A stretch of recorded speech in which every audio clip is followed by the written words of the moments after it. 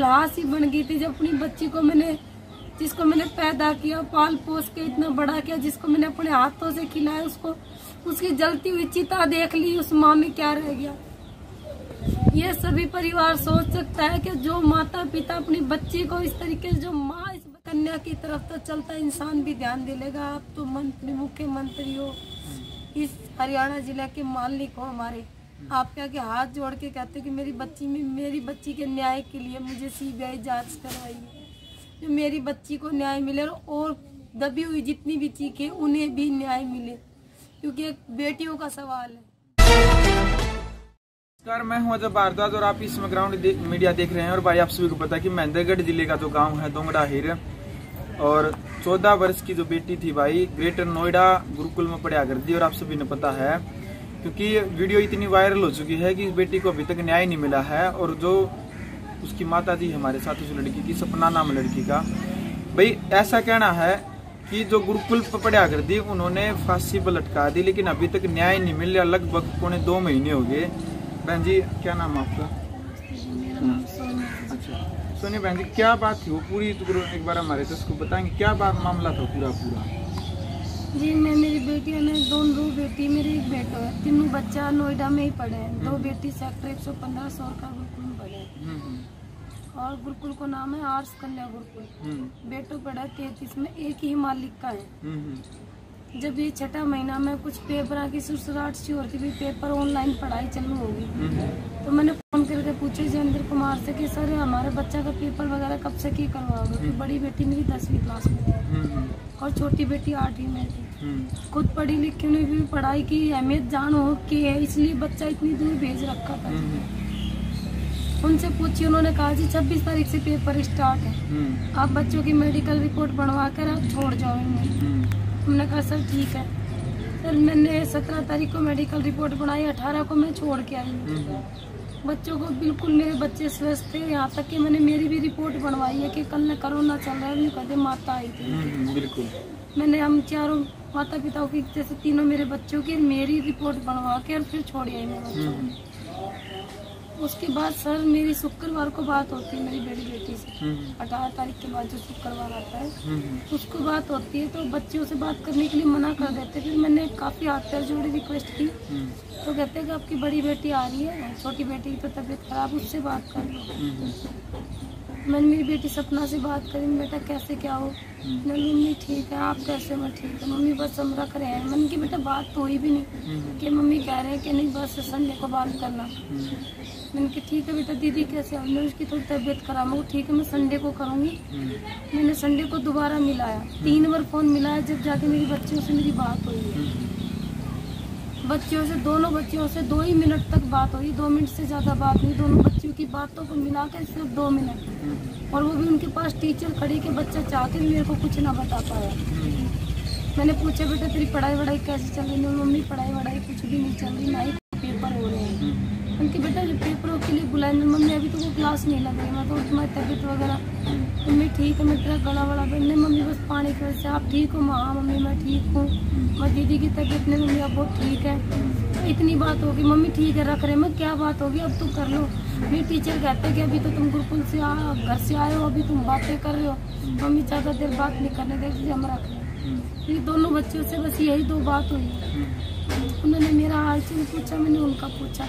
अगर बच्चा कुछ बताना चाहे तो बता ना पाए, क्योंकि वहाँ के टीचर उनके सिर पे खड़ी रहते हैं, बच्चा अकेले में कोई बात ही नहीं कर पाता। तो जो दोबारा कितने साल से पढ़ रहे थे बच्चे आपके वहाँ पर? मेरे बच्चे वहाँ से 1 साल से ही पढ़ रहे। 1 साल से? तो लॉकडाउन के दौरान आप वहाँ भेजे तभी बात करनी बंद हुई थी? उससे पहले बात करने देते थे वहाँ पर? वहाँ पे उससे पहले बात हो जाती थी, और ऑफिस के फोन से बात होती है लगभग, तो बाकी टीचरों से भी। पर अब जो लॉकडाउन के दौरान में मेरे बच्चे दोबारा डाल के आई हूँ, जैसे उन्होंने बुलाए पेपरों के लिए, उस बीच मेरी बच्चियों से बात नहीं हुई। 2 बार बात हुई, तो मतलब पहली बार तो ना बरोबर है, दूसरी बार हुई तो 2 ही मिनट। मेरे को मैं क्या बात इतनी जल्दी? मैं बच्चों की पढ़ाई के लिए मैंने पूछा था, कह रहे क्लास नहीं लग रही। फिर उन्होंने क्यों बुलाया कि 26 से पेपर होंगे तो क्लास लगनी चाहिए। ये तो स्वाभाविक है, अगर हमारे पेपर पास आ रहे हैं तो हम बच्चों की क्लास के ट्यूशन तक लगवाते हैं, और वहाँ पे क्लास ही नहीं लग रही है। मैंने कहा जी कोई बात नहीं। इस तरीके से जी फिर मेरे पास आता है 7वें महीने की 3 तारीख को फोन, सुबह 5:30 बजे। सुबह 5:30 बजे फोन करने का मतलब या तो कोई इमरजेंसी या कुछ और। बिल्कुल, सुबह तो यही होता है। सर सोए पड़े थे दोनों मियाँ बीवी, बच्चे जैसे मैंने तीनों भेज रखे हैं। तो फोन मेरे सिराने रखा खाट के ऊपर। मैंने जैसे फोन की घंटी बजी, मैंने उठाया। मैंने कहा हेलो, कौन बोल रही हो? जी मैं जयेंद्र कुमार आचार्य बोल रहा हूँ, गुरुकुल से बोल रहा हूँ, सेक्टर 115 से। हाँ जी सर, नमस्ते जी। नमस्ते जी। बोला जी आप सपना पुष्पा की मम्मी बोल रहे हो? मैंने कहा हाँ जी बिल्कुल, आप फटाफट गुरुकुल आ जाइए। मैंने कहा सर बात क्या हो गई? फटाफट गुरुकुल आ जाइए, अभी तो मैं बच्चों को छोड़ के गई हूँ 10-15 दिन पहले, अभी तो ऐसे बुला रही हो। जी आप आ जाइए, आने के बाद ही बात होगी। उन्होंने फोन रख दिया। दोबारा तो नींद किसी आएगी? बिल्कुल। बैठ के सोचने लगे कैसे जाए, क्योंकि 1 तारीख को मैंने कमरा चेंज किया है, किराया भाड़ा कुछ है नहीं। जब 18 तारीख को मैं मेरे बच्चों को छोड़ के, जब भी किसी से उधार पकड़ के पैसा 4000 रुपये गाड़ी करके छोड़ के आई थी, क्योंकि जब भी पैसा नहीं था, गरीब आदमी अगर 4 लॉकडाउन 3 महीना होगा, कितने पैसे आओ? बिल्कुल बिल्कुल। कोई सरकारी नौकरी नहीं जो तनख्वाह आ रही है, गरीब आदमी तो खा जाएगा तो खाएगा, नहीं तो भूखो सोएगा। फिर दोबारा फोन आता है उनके पास 10-15 मिनट बाद दोबारा हमारे पास के जी आप चल दिए। मैंने कहा सर कैसा चल रहा है, आप यूँ तो बताओ पहले, तो आप यह बताओ की बात होगी, कोई से बालक के साथ कोई बात होगी या कोई गलती कर दी बच्चा? बोले जैसी कोई बात नहीं, आप आ जाओ गुरुकुल में। कोई कारण नहीं बताया उन्होंने फोन ना? मैं ये बताया कि मेरी बच्ची बीमार है, ना ये बताया कि बच्चों ने शरारत की है, ना ही कोई ये बताया कि मेरी बेटी के साथ हुआ है या बेटे के साथ हुआ है, क्योंकि मेरे पास किसी चीज का संदेह नहीं बता रहे हो। मुझे कोई मतलब ऐसा हिंट भी नहीं दे रहे कि मैं ये सोच के चलूं कि बेटी के साथ कुछ हुआ है, ये बेटे के साथ हुआ, क्योंकि मैंने तो तीनों बच्चे उनको सुपुर्द कर रखे। सर बोले कि मैंने कहा सर मेरे पास देखो किराया भाड़ा नहीं है, अगर इमरजेंसी नहीं तो मैं कल आ जाती हूँ। बोला कल नहीं, आपको अभी आना है, तुरंत निकलो फटाफट, मैं पेटीएम कर देता हूँ और कहोगे तो मैं ड्राइवर के अकाउंट में डाल दूंगा, और ड्राइवर से मेरी बात करा दो, आप निकलो तो सही। मैंने कहा सर ठीक है, निकलते गए। फिर दोबारा फोन आया कि निकल लिए। मैंने कहा सर ड्राइवर से बात करी और तेल तो पहले।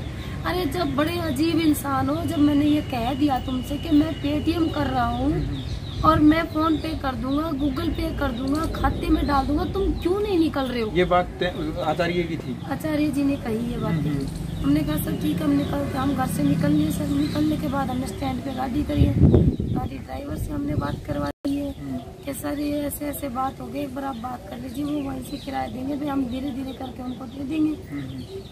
यही होता है भाई, अगर वो भाई हम धीरे धीरे कर, फीस तो कभी उनकी रोक के नीचे 1000 रुपए फीस थी, फिर भी मैं अपना पोछा झाड़ू करती थी, मजदूरी करती थी, उनकी फीस पुगाती थी। मेरे बच्चे पढ़ा रही थी, कम फीस थी इसीलिए इतनी दूर गाल लेते, नहीं तो अपना देश ही बहुत था। बिल्कुल। और आज इतनी दूर गाल के मेरे 3 से मैंने 2 करवा लिए। सर वहाँ पहुँचने के बाद हमारे साथ जैसे कि हमारा ड्राइवर अंदर जाने लगा, हम तो अभी हमारे ड्राइवर को अंदर नहीं जाने दिया। अच्छा, ड्राइवर को भी अंदर नहीं जाने दिया? करे कि आप यहीं खड़े रहो, बाहर रहो, अभी आते 2-4 मिनट में।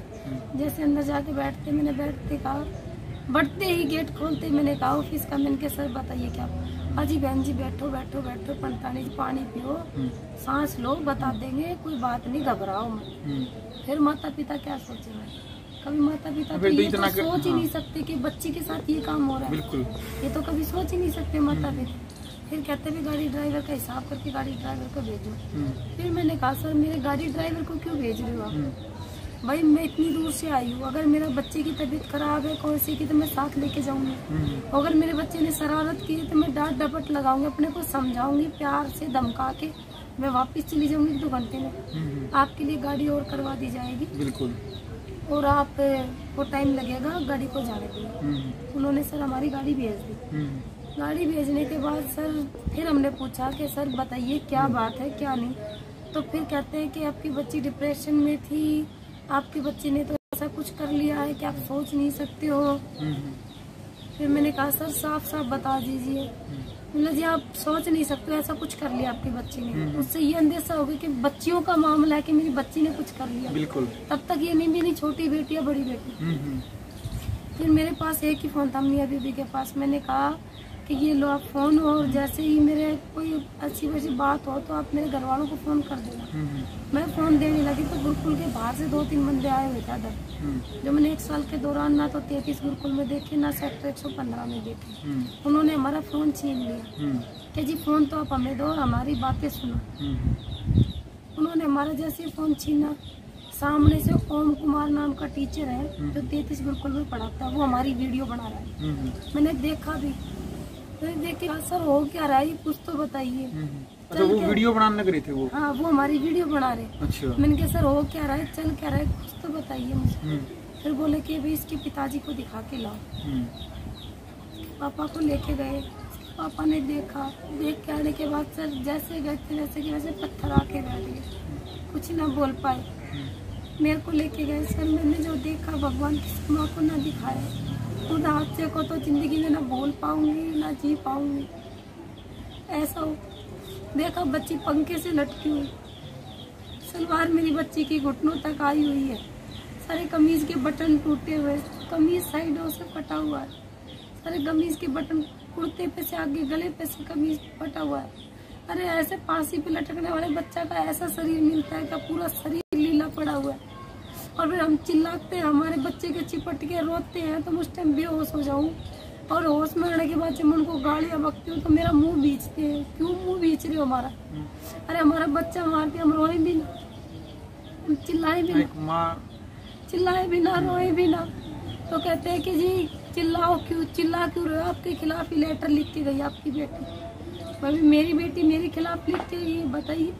मेरे माता पिता मेरे को प्यार नहीं करते, और इसमें गुरुकुल प्रशासन का कोई दोष नहीं, ना ही मेरे माता पिता का दोष है, मैं जीना नहीं चाहती। इनके जी आपकी बातें सुन ली, लेटर मेरे को पढ़ना नहीं आता, आपने पढ़ के सुना दिया, बहुत बहुत धन्यवाद। मेरा फोन दे दीजिए और मैं पुलिस बुलाऊंगी, और मेरी बच्ची को और मेरे को लेटर को पुलिस के हवाले कर दीजिए। आपका तो कोई दोष ही नहीं है, आप क्यों घबरा रहे हो? बिल्कुल, जब आप पे कोई इल्जाम ही नहीं तो आप क्यों डरोगे? बिल्कुल बिल्कुल, कोई डरने वाली बात नहीं। उन्हें तो हालांकि हमसे पहले ही पुलिस बुला लेनी चाहिए थी। 5 बजे से हम 10:30-11 बजे पहुंचे हैं, जब तक मेरी बच्ची फंदे से लटकी हुई है। अच्छा, तब तक उतारी भी नहीं थी उन्होंने? उतारी भी नहीं। आपने उतारी फिर उतार करके? उतारी उन्होंने, ये हमारे सामने उतारी है बाद में। अच्छा, इतने टाइम तक उन्होंने उतारी भी नहीं? उतारी भी नहीं, ना ही कोई पुलिस कंप्लेंट, ना ही कोई पोस्टमार्टम, और मेरी बच्ची का दाह संस्कार कर दिया। चिल्ला रहे थे, रो रहे थे, ना ही हमारा फोन दिया, ऊपर से हमें धमकी दी जा रही है, अगर मेरे गुरुकुल में पुलिस आई और मेरे गुरुकुल के ताला लग गया तो तुम्हें नोएडा क्रॉस नहीं करने दूंगा मैं। ये बोला वो? मैं तो बंद नहीं होऊंगा, पर तुम्हें नोएडा क्रॉस नहीं करने दूंगा मैं। मेरी इतनी पावर है। आज सर उसकी पावर पता चल रही है कि वो 302 का मुकदमा होने के बावजूद वो बंदा खुला घूम रहा है। ये उसकी पावर है, ये पता चल गया है। पर मैं भी एक माँ हूँ, पैदा करने की शक्ति रखती हूँ, तो मेरे बच्चे को न्याय दिलाने की भी शक्ति रखती हूँ, और आखिर दम तक उसके लिए लड़ूंगी। सांस है जब तक लड़ूंगी कि मेरी बच्ची को न्याय मिले। और एक मेरी बच्ची का मामला नहीं, उसमें 200 बेटी और भी। पता नहीं मेरी बच्ची के पहले कितनी बच्चियों की चीखें उस गुरुकुल में दबी हुई है। बिल्कुल, जिसके गरीब माँ बाप जो डराने से धमकाने से कोई कैसे दब गया, उन बच्चियों को न्याय मिल जाए, शायद मेरी बच्ची के सहारे ही मिल जाए, एक मेरी बच्ची के जरिए ही उनको भी न्याय मिल जाए। तो मैं तो यही कहती हूँ कि मेरे साथ जो हुआ किसी के साथ ना हो।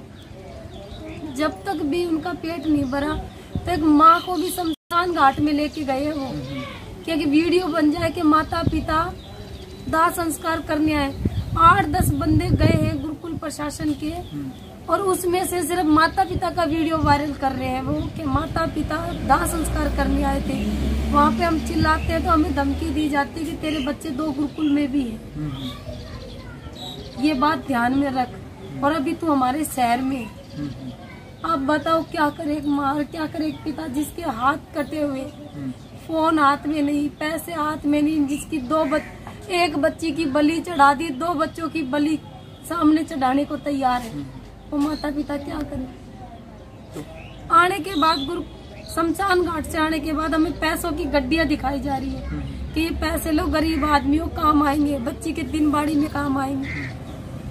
अरे हमने अब तक तुम्हारे पास पढ़ाया है, पढ़ाने की फीस मांगी, मैंने मेरे घर का राशन मांगा है तुमसे, बताइए मैंने 3 पैदा किए, उन्हें पढ़ाने की शक्ति रख रही थी, गरीब थी, गरीब के तरीके से पढ़ा रही थी, फीस भी पुगा रही थी, सब कुछ कर रही थी। आपके पास तो नहीं मांगा।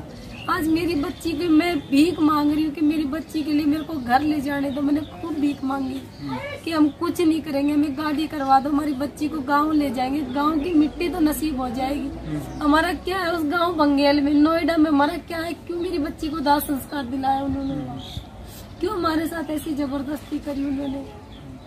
तो फिर वहाँ पुलिस प्रशासन से मिले आप वहीं की वहीं? फिर नहीं सर, पुलिस प्रशासन से वही की वही नहीं मिले। 3 तारीख को जैसे उन्होंने हमें 5-4 बजे वहाँ से फारिग किया कि अब आप जाओ, आपका काम सल्ट गया। हमने खूब कैमरे की रिकॉर्डिंग देखने की कोशिश करी, हमें नहीं दिखाई। अच्छा। ना ही हमें लेटर दिया हमारी बच्ची का कि लेटर जला दिया। आज वो लेटर पुलिस अधिकारियों के पास है, हमें कहा कि हमने लेटर जला दिया।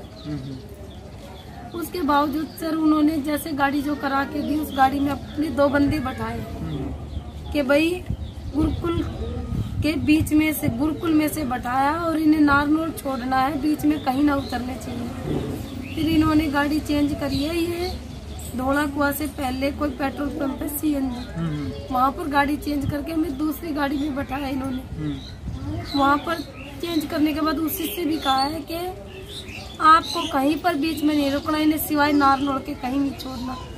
2 छोटे मेरे बच्चे, 13 साल की मेरी छोटी बेटी, 11 साल का छोटा बेटा, वो पानी के लिए बिलबुला रहे, रो रहे, अंकल हमें पानी तक तो पिला दो। उन बच्चों को पानी तक भी नहीं पिलाया। मैं लाश ही बन गई थी जब अपनी बच्ची को मैंने, जिसको मैंने पैदा किया, पाल पोस के इतना बड़ा किया, जिसको मैंने अपने हाथों से खिलाया, उसको उसकी जलती हुई चिता देख ली, उस माँ में क्या रह गया? ये सभी परिवार सोच सकता है कि जो माता पिता अपनी बच्ची को इस तरीके से, जो माँ इस बच्ची को देख ले, उस माँ में क्या रह जाएगा? लाश बन के आई थी वहाँ से मैं। यहाँ पे आने के बाद सर रात को 1-1:30 बजे 2 बजे एडमिट हुई हूँ। मेरे PR में ले जाके एडमिट कराया। 6 तारीख से स्पीड पोस्ट लगाते 14 तारीख को नोएडा गुरुकुल, नोएडा सेक्टर 49 में पहुँच के थाने में एप्लीकेशन लगाई है, तब भी कोई केस दर्ज नहीं, तब भी कोई सुनाई नहीं। नारनौल SP के पास पहुंचे हैं, तब उन्होंने 17 तारीख को फोन किया 3:30 बजे, तब हमारा केस दर्ज हुआ है 302 का मुकदमा। 5:30 बजे का टाइम दिखा रखा है 17 तारीख। हालांकि हमने एप्लीकेशन 14 तारीख को लगा दी थी, रिसीविंग कॉपी भी, और वहाँ पर नोएडा पुलिस हमारी कोई सहायता ही नहीं कर रही है। आज 1.5 महीने से ऊपर हो गया मेरी बच्ची को, ना ही उनकी कोई गिरफ्तारी है, ना ही कुछ हो। तो तेजेंद्र आचार्य के खिलाफ FIR करवा रखी है? हाँ जी, जेंद्र कुमार आचार्य और उनकी पत्नी सीमा देवी। ना ही गुरुकुल बंद है, गुरुकुल में बच्चियां हैं, पढ़ रही हैं, पता नहीं कितना शोषण सहन कर रही है उन दरिंदों का। और जिसने नहीं किया वो भगवान के पास चली गई, जिसने किया है, कर रही है, उन दरिंदों को सहन कर रही है। पता नहीं ये प्रशासन उनको कब तक सहन करवाएगा। बिल्कुल। छोटी बेटी भी थी वहीं पर, जैसे छोटी बेटी से कुछ पूछा हुआ आपने? भाई कोई कई दिनों से कोई बातचीत निकल के आई हो सामने? छोटी बेटी क्योंकि साथ में रहती थी, ये कह रही है कि जैसे मम्मी रात को 8 बजे, जैसे सुबह 2 तारीख को उसने एग्जाम पेपर बनवाए हैं जेंद्र कुमार के साथ बैठ के, बड़ी बेटी ने मेरी ने, और शाम को उसने हवन वगैरह भी किया है, खाना भी खाया है। 8 बजे लास्ट मेरी बच्ची की, छोटी वाली की, बड़ी वाली से बात हुई है। वो बोली खाना खाने चल लो, बोली कि मैं नहीं जाऊँगी, मेरी तबीयत खराब है, दी आप चले जाओ, मेरी फ्रेंड ले आएगी। मेरी बड़ी वाली गुड़िया नीचे खाना खाने गई है और छोटी वाली का ऊपर ही खाना आ गया, उसकी फ्रेंड लेके आ गई थी। जब वो खाना खा के ऊपर आई है, आने के बाद उसने अपनी ड्रेस निकाली है। सुबह 4 बजे नहाते थे सभी बच्चे, कोलगेट ब्रश निकाले हैं, बेड पे रखा है। बच्चे ने कहा दी इसको साइड में कर दो, बोली मेरी साइड है, मैं जैसे सोऊंगी आके मैं साइड में कर लूंगी सब कुछ, तू पढ़ ले तेरी एक साइड में। वापिस मेरी बच्ची आई नहीं वहाँ पर, वापिस आके मेरी बच्ची सोई नहीं। उसको इतना, अगर उसका इतना दुख था, इतनी तकलीफ थी, कोई भी बच्चा अगर डिप्रेशन में होता है तो उसे खाना पीना अच्छा नहीं लगता, उसे पढ़ाई लिखाई अच्छी नहीं लगती, उसका नहाना धोना नहीं सूझता। उसने 2 कुरकुरे के पैकेट भी मंगवाए। अब बताओ वो बच्ची कैसे फांसी खा लेगी? सुबह 4 बजे जब मेरी बच्ची देखती है, उठती है तो बेड पे वैसे के वैसा सामान रखा है, ये सोची नीचे संदेह में होगी मेरी दीदी। वहाँ गई, वहाँ नहीं मिली। सोची भाई किसी फ्रेंड के पास सो रही होगी, वो सो जाती थी। उसके बावजूद ये सीढ़ियों में चढ़ने लगी है तो लड़कियां चिल्ला रही हैं। लड़की जैसे चिल्ला रही हैं तो ये सोची भाई सांप सूप निकला था पिछले दिनों, फिर निकल आया होगा। लड़की नाम लेके चिल्ला रही है, सपना दी सपना दी। जैसे ये नीचे गई, इसने देखा तो अपनी बहन के चिपट के रोई। रोने के बाद जैसे टीचर आए हैं तो टीचरों ने मेरी बच्ची को बंद कर दिया, जोगिंदर कुमार ने। बच्ची तैसे वैसे करके निकल के आई है कमरे से। तो सीमा मैडम जो उनकी पत्नी, उन्होंने इसको थप्पड़ मारा कि जब टीचर ने तेरे को कह दिया कि वहाँ पर जाके कमरे में बैठ, तो कैसे निकल आई। उन्होंने 2-3 लड़कियों को डांट मार के कहा कि अब की बार ये लड़की अगर बाहर आ गई तो तुम्हारी खैर नहीं। जब तक इसके माता पिता ना आए तब तक इसको कमरे में बंद कर दो। जिस बच्ची ने 13 साल की बच्ची ने अपनी बहन को पंखे से लटके देख लिया, उस बच्ची पे क्या बीत रही होगी। उसको छाती के लगाने की बजाय उन्होंने कमरे में बंद कर दिया। अगर इस मेरी बच्ची को क्या कुछ हो जाता तो वो क्या करते, और उन्हें क्या फर्क पड़ रहा था। इसमें पुलिस प्रशासन कहता है कि हम सबूत जटोरे। क्या सबूत जटोरे, जब उन्होंने कोई मेडिकल नहीं करवाया, कोई पोस्टमार्टम नहीं, कोई पुलिस कंप्लेंट नहीं, उन्होंने दाह संस्कार करा दिया। सबसे बड़ा सबूत तो यही है। सबूत जो चुन्नी थी, जिस चुन्नी से मेरी बच्ची की फांसी लगाई थी, चप्पल थी, बुक थी, सब कुछ उन्होंने गायब कर दिया। कमरे में हवन तक, जब बच्ची की चिता भी ठंडी नहीं हुई थी तब तक तो उन्होंने कमरे में हवन तक कर दिया। क्या मिलेगा वहाँ पर? कुछ नहीं, कुछ नहीं मिलेगा वहाँ पर, ना ही कुछ हो सकता है। तो भाई जो पूरा मामला है आपसे भी क्या समझ में आ गया भाई, आत्मारोह है। क्योंकि जो मतलब ये एक बेटी का सवाल नहीं है, पूरे देश की बेटियों का सवाल है। हर गुरुकुल की आड़ में जो देखो, गुरुकुल का जहाँ नाम आता ना, मन के अंदर एक बात आती है भी, शिक्षा और संस्कृति और संस्कार तीनों चीज वहाँ मिलती है। और जो उस गलती का एहसास भी नहीं करते, हालांकि जो गलती करने के बावजूद उसने दबाने का प्रयास कर रहे हैं बार बार। और जब इतना बड़ा कदम उठा लिया, देखो जब बेटी ने जब सुसाइड कर लिया तो उन्हें पुलिस इन्फॉर्मेशन करनी थी, पुलिस के पास फ़ोन करना था, माता पिता को भी बोलना था, अभी तो गांव वाले भी आपने साथ में लेकर जाने थे। लेकिन इतनी चाल खेल गया हुआ चाहिए कि अकेले ये बुलाए, उन्होंने ये तो बताया ही नहीं कि आपके बच्चों के साथ ये हुआ है, क्या हुआ है। सिर्फ वहाँ बुला लिए और जो पूरे के पूरे जो सबूत है, वही चाहे कपड़ा की बात करें, जो भी है हर सबूत मिटाने का प्रयास किया है। और इनके सामने जो दाह संस्कार कराया है, इनकी वीडियो बनाई है, इनके ऊपर जो प्रेशर डाला है, खुद एक माँ की आप आवाज़ देख सको। लेकिन फिर भी क्या है, तो पूरा मामला पूरे हरियाणा ने भी पता है कि भाई वो पूरा मामला नो हो गया। उसके बावजूद भी प्रशासन, तो आपके पास कोई अधिकारी, कोई मंत्री, कोई अधिकारी को प्रशासन की तरफ से कोई आया जी? आपने क्या लगा भी इसके ऊपर आस है भाई आप न्याय मिल जाएगा आपने? फिलहाल तो जी मेरे को कोई आस नहीं लग रही ऐसी, क्योंकि नोएडा पुलिस ने ये केस लिया है, नोएडा पुलिस कोई कार्रवाई नहीं करे। अगर मेरा हरियाणा प्रशासन कुछ मेरी मदद करे तो मेरी बच्ची को न्याय मिल जाएगा। और शायद आगे से यूपी सरकार या यूपी देशी, यूपी कहते हैं कि गुंडों का इलाका है, वो किसी हरियाणा की बच्ची की तरफ तो आंख उठा के भी ना देख पाए। अगर इस बच्ची की थ्रू ही किसी को न्याय मिल जाए और मेरी बच्ची को न्याय मिल जाए। बिल्कुल भाई, देखो ये तो हरियाणा पुलिस और हरियाणा के जो गृह मंत्री हैं अनिल विज जी, उनसे भी निवेदन है कि वो एक बार इस मामले को देखे और जो भी जांच करवानी है, एक बार जो धारा लग रही 302 को गिरफ्तार करवाए, ताकि इस बेटी को न्याय मिले। और मुख्यमंत्री मनोहर लाल खट्टर से भी, ग्राउंड मीडिया की तरफ से भी निवेदन है कि वे इसकी तरफ से एक बार ज़रूर ध्यान दे और अपनी जो टीम है उसको ज़रूर बोले ताकि इस बेटी को न्याय मिले। बहन जी, क्या आप प्रार्थना करना चाहेंगे आप ग्राउंड मीडिया के माध्यम से हरियाणा सरकार से, मुख्यमंत्री से क्या अपील करना चाहेंगे आप? मैं तो जी मुख्यमंत्री जी से एक ही अपील करूँगी, हाथ जोड़ के, अगर आप सुशांत के माता पिता के पास जाके आश्वासन दे सकते हैं, उनकी सीबीआई जांच करवाने के परमिशन दे सकते हैं, तो सर ये आपकी बच्ची है, ये हरियाणा की बच्ची है और ये आपका देश है। और ये 14 साल की बच्ची जिसके साथ इतना बड़ा अन्याय हुआ है, जिसकी इतनी बुरी तरीके से मौत करी, पहले उसको नोचा गया है। अगर उस बच्ची की तरफ आपका ध्यान नहीं है तो फिर आप किसी की तरफ ध्यान मत देना, क्योंकि फिर आपका कोई निर्णय नहीं है। क्योंकि एक कन्या की तरफ तो चलता इंसान भी ध्यान दे लेगा। आप तो मंत्री, मुख्यमंत्री हो, इस हरियाणा जिला के मालिक हो हमारे, आप क्या के हाथ जोड़ के कहते हो कि मेरी बच्ची के न्याय के लिए मुझे सीबीआई जांच करवाइए, जो मेरी बच्ची को न्याय मिले और दबी हुई जितनी भी चीखें उन्हें भी न्याय मिले, क्योंकि एक बेटियों का सवाल है। इसलिए आपसे कहती हूँ कि सीबीआई जांच के लिए मेरे लिए करिए कुछ, जो दूध का दूध और पानी का पानी होके छने कि हाँ किसने क्या क्या किया है। राष्ट्र निर्माण की जानकारी के लिए ग्राउंड मीडिया चैनल को सब्सक्राइब करें और शेयर करें।